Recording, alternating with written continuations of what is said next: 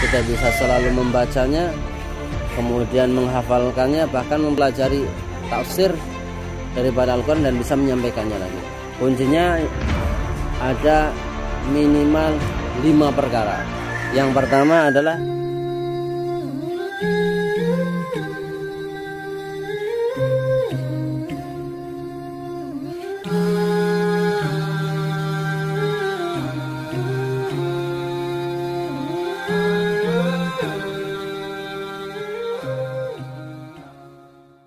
Bismillahirrahmanirrahim. Assalamualaikum warahmatullahi wabarakatuh.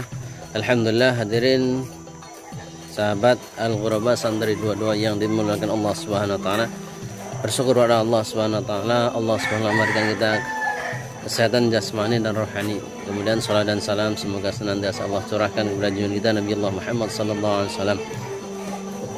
Selanjutnya di video kesempatan kali ini saya akan berbagi bagaimana agar kita selalu istiqomah dalam berinteraksi dengan Al-Quran. Baik itu hanya dengan membacanya, mempelajarinya, menghafalkannya, ataupun menyampaikannya lagi kepada orang lain.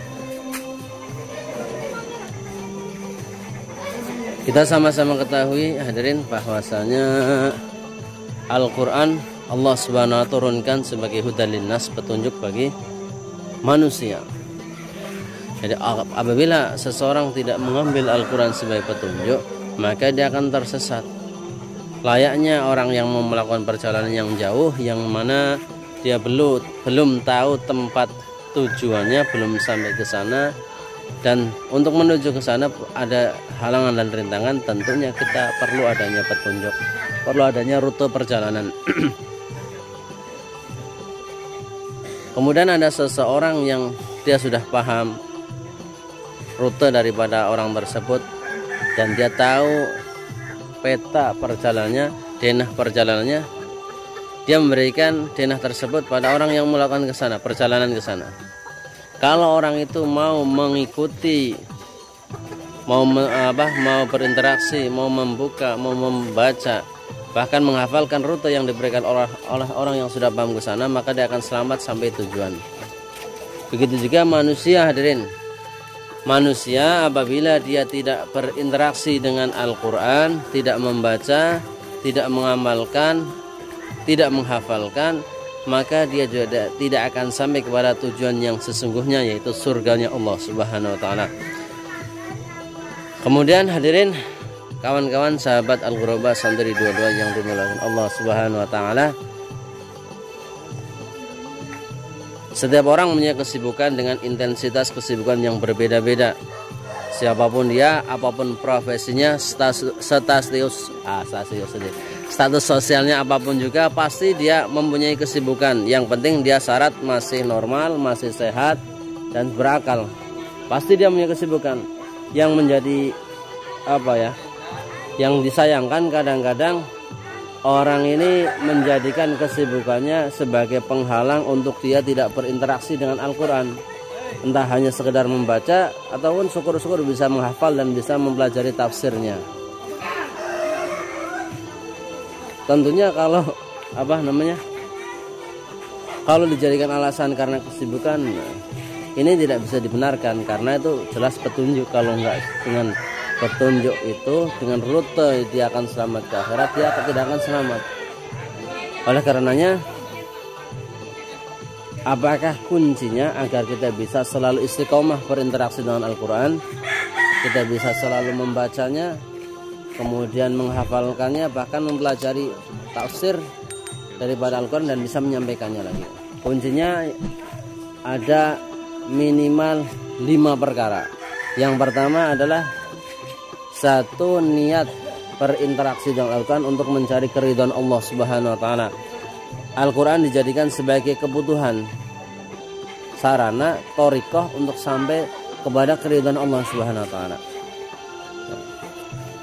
Kalau Al-Quran sudah dijadikan kebutuhan, maka dia akan memprioritaskan bagaimanapun kesibukannya, dia akan memaksa dirinya untuk istiqomah daripada membaca, bahkan menghafalkan dan mempelajari daripada Al-Quran. Sebenarnya orang yang paham betul kalau makan dan minum adalah satu kebutuhan, Kalau dia tidak makan dan minum, maka tidak ada asupan energi, tidak ada asupan tenaga dalam tubuhnya. Lama-lama juga tidak akan hidup. Begitu juga kalau Al-Quran sudah dijadikan kebutuhan, kalau dia tidak berinteraksi dengan Al-Quran, entah dengan membacanya, entah dengan mempelajarinya, entah dengan mengamalkannya, maka dia tidak akan istiqomah untuk membaca, mempelajari, dan menghafalkan Al-Quran. Maka dari itu satu-satunya cara yang pertama adalah jadikan Al-Quran sebagai kebutuhan, sebagai sarana untuk dia sampai kepada Allah Subhanahu wa taala. Maka bagaimanapun sibuknya dia akan memprioritaskan untuk bisa berinteraksi dengan Al-Quran. Kemudian yang selanjutnya adalah cara agar kita istiqomah, bisa membaca Al-Quran, bisa menghafalkan Al-Quran. Interaksi dengan Al-Quran adalah dengan cara senantiasa membicarakan keuntungan daripada berinteraksi dengan Al-Quran, keuntungan daripada membaca Al-Quran, keuntungan menghafalkan Al-Quran. Ketika kita membicarakan keuntungan-keuntungan, fadilah-fadilah daripada Al-Quran, maka akan timbul jazbah, akan timbul semangat untuk mengamalkan apa yang kita sampaikan. Seperti itu. Walaupun mungkin ketemu orang bicara tentang keutamaan Al-Quran, cuma bicara 5 menit kah, 10 menit, setelah itu ngomong biasa lagi. Insya Allah ini akan menimbulkan semangat. Entah orang yang diajak dia mengamalkan ataupun tidak, tapi efek yang akan timbul pertama kali adalah dia yang menyampaikan. Kemudian selanjutnya cara yang ketiga adalah dengan cara duduk di majelis ta'lim ataupun duduk bersama komunitas-komunitas yang membicarakan tentang keutamaan daripada Al-Quran, entah itu menghafalkannya, menyampaikannya, mempelajarinya, dan lain sebagainya. Dengan kita duduk dalam komunitas itu akan timbul semangat. Kemudian yang keempat, 1, 2, 3, 4, yang keempat adalah senantiasa menghadirkan fadilah, keuntungan membaca Al-Quran, kemudian keuntungan menghafalkan Al-Quran, dan keutamaan menyampaikan ayat-ayat daripada Al-Quran. Dalam setiap saat kita hadirkan dalam hati kita, insya Allah akan timbul semangat. Kemudian selanjutnya latihan, Pak. Latihan yang kelima itu latihan untuk meluangkan waktu kita, menetapkan waktu untuk berinteraksi dengan Al-Quran, walaupun hanya 1 hari setengah jam ataupun 1 jam. Misalnya kita buat kesepakatan dalam diri kita sendiri, pokoknya habis sholat maghrib saya duduk di musola, duduk di masjid untuk baca Al-Quran, untuk menghafalkan Al-Quran. Tetapkan waktu itu, apapun yang terjadi saya harus tetap interaksi dengan Al-Quran. Kemudian selanjutnya adalah penyempurnanya daripada kelima itu adalah yang keenam adalah tidak ada cara lain kecuali dengan kita berdoa kepada Allah Subhanahu wa taala agar kita senantiasa istiqomah, bisa berinteraksi dengan Al-Quran dengan membaca, menghafalkannya, mempelajarinya, dan mengamalkannya. Karena tidak ada yang bisa memberikan taufik untuk mengamalkan kecuali datang daripada Allah Subhanahu wa taala. Semoga video ini bermanfaat. Saya ulangi lagi, saya ringkas untuk bisa kita istiqomah. Yang pertama adalah kita niatkan Al-Quran ini sebagai wasilah, sebagai perantara kebutuhan untuk sampai kepada Allah, untuk mencari ridha Allah Subhanahu wa taala. Al-Quran sebagai kebutuhan yang pertama ya, atau niat Al-Quran untuk sampai mendekatkan diri kepada Allah.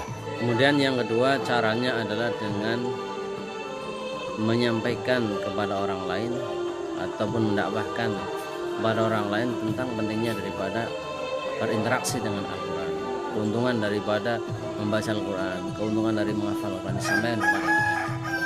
Kedua, kemudian yang ketiga adalah dengan cara kita duduk dalam majelis taklim yang membicarakan tentang fadilah-fadilah daripada berinteraksi dengan Al-Quran, ataupun kita duduk dalam satu komunitas yang di situ membicarakan tentang keutamaan daripada berinteraksi dengan Al-Quran. Yang keempat adalah dengan cara menghadirkan dalam hati kita selalu tentang keutamaan tentang daripada berinteraksi dengan Al-Quran. Tanamkan dalam hati kita keuntungan Al-Quran dengan membaca, menghafal, dan sebagainya. Kemudian yang kelima adalah latihan. Nah, yang paling penting adalah latihan dengan cara meluangkan waktu atau menetapkan satu waktu dalam satu hari dua kali 24 jam dalam keseharian kita, entah waktu maghrib, waktu habis subuh dan sebagainya, untuk berinteraksi dengan Al-Quran yang tidak bisa diganggu oleh siapapun juga. Tetapkan satu waktu tersebut. Kemudian yang terakhir penyempurnanya adalah kita berdoa kepada Allah Subhanahu wa taala agar Allah Subhanahu wa taala senantiasa memberikan taufik hidayah untuk istiqomah dalam berinteraksi dengan Al-Quran. Nah, insyaallah semoga video ini bermanfaat. Kemudian jangan lupa untuk subscribe, like, komen, dan share kepada kawan-kawan, sahabat-sahabat yang lebih tahu. Dan saya assalamualaikum warahmatullahi wabarakatuh.